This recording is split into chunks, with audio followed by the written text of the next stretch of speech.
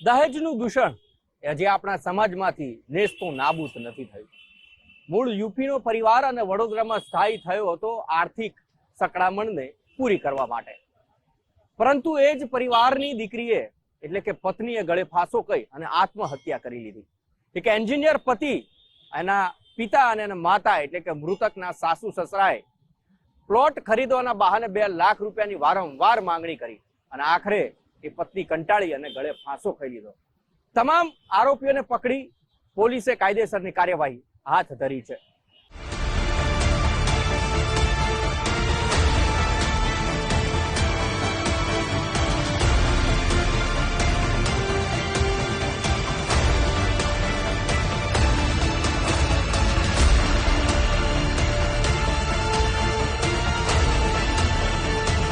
હિન્દુસ્તાને આઝાદી બાદ આર્થિક મોરચે લાંબી હરણફાળ ભરી, પરંતુ સામાજિક મોરચે દહેજ રૂપી દાનવનો ક્યારે અંત આવશે તે યક્ષ પ્રશ્ન છે.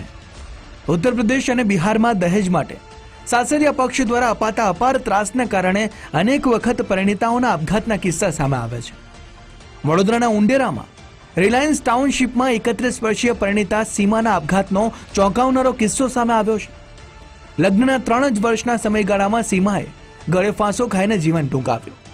મૃતક સીમાએ આપઘાત પહેલા પોતાની 8 મહિનાની બાળકી થોડા સમય સાચવો તેમ કહીને પાડોશીને ભારે મને સોંપી અને પછી મકાનના ઉપરના માળે આવેલા રૂમમાં જઈ આપઘાત કરતા પહેલા ડાબા પગે પેનથી સુસાઇડ નોટ લખી. મૂળ ઉત્તર પ્રદેશના કાસગંજ જિલ્લાની વતની સીમાના લગ્ન હાથરસના સુધીર કુમાર સાથે ધામધૂમથી થયા. સુધીર વડોદરામાં રિલાયન્સ ટાઉનશીપમાં એન્જિનિયર તરીકે નોકરી કરતો હોવાથી પરિવારજનો ત્યાં સ્થાયી થયા હતા. મૃતકના ભાઈ અને ફરિયાદી અનિલ કુમારે બહેનને દહેજ માટે ત્રાસ આપતો હોવાનો આક્ષેપ કર્યો. સાસરિયાએ પ્લોટ ખરીદવાના બહાને પિયર પક્ષ પાસેથી 2 લાખ રૂપિયા મંગાવ્યા હતા. આ સમયે મૃતકના ભાઈએ જુલાઈ સુધીમાં પૈસાની વ્યવસ્થા કરવાનું આશ્વાસન આપ્યું, પરંતુ પૈસા ન મળતા સાસરિયા દ્વારા મૃતક સીમા પર શારીરિક માનસિક ત્રાસ ગુજારવામાં આવતો. આ મારઝૂડથી કંટાળીને જ સીમાએ જીવનનો અંત લાવવાનું નક્કી કર્યું. બનાવને આગલે દિવસે બંનેને થોડો ઝઘડો થયો, હસબન્ડ વાઈફને, અને ગુસ્સામાં સીમાબેન એમનો મોબાઈલ તોડી નાખ્યો છે. એટલે આરોપી દ્વારા એમના સીમાબેનના મમ્મી પપ્પાને ફોન કરીને એવું કહેવામાં આવ્યું કે ભાઈ એમનો ફોન રિપેર કરાવી દો, નહીં તો હું સીમાને મારી નાખીશ. મીનવાઇલ બીજે દિવસે સીમાબેનને એક 8 માસની નાની બાળકી છે.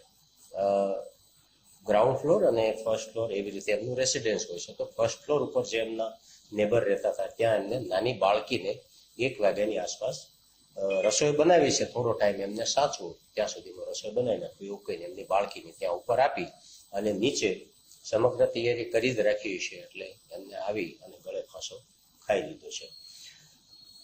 પીએમ રૂમમાં એવું પણ ધ્યાનમાં આવ્યું છે કે ભાઈ ઇન્ક્વેસ્ટ ભરતી વખતે કે પીએમ નોટ એમને પગે सीमाबेन ने लखाण करेलू હતું કે मैं थक चुकी हूँ, मेरे पति की पिटाई से और मेरे पति और उसके घर वालों खुश रहे.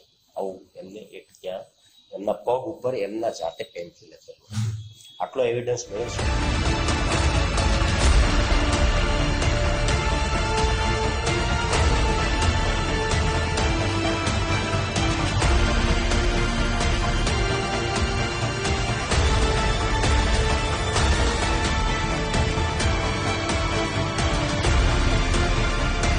મૃતકે પોતાની અંતિમ વેદના દુનિયાના લોકો સુધી પહોંચે અને પુરાવાનો નાશ ન થાય તે માટે કાગળના બદલે પોતાના ડાબા પગ પર પેનથી સુસાઇડ નોટ લખી.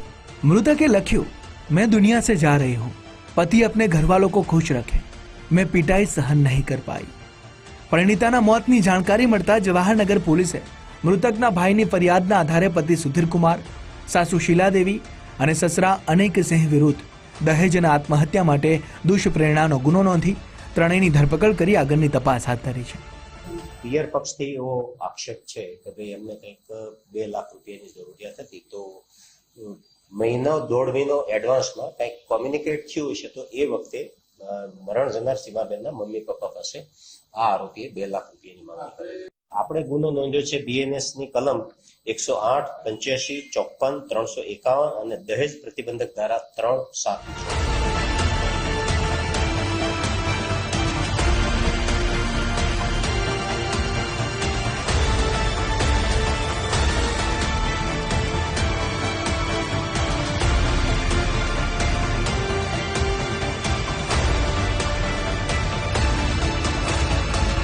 આપઘાતના એક દિવસ પહેલા 9 ઓગસ્ટે તૂટેલો ફોન રિપેર કરાવવા સુધીર બહાર ગયો હતો.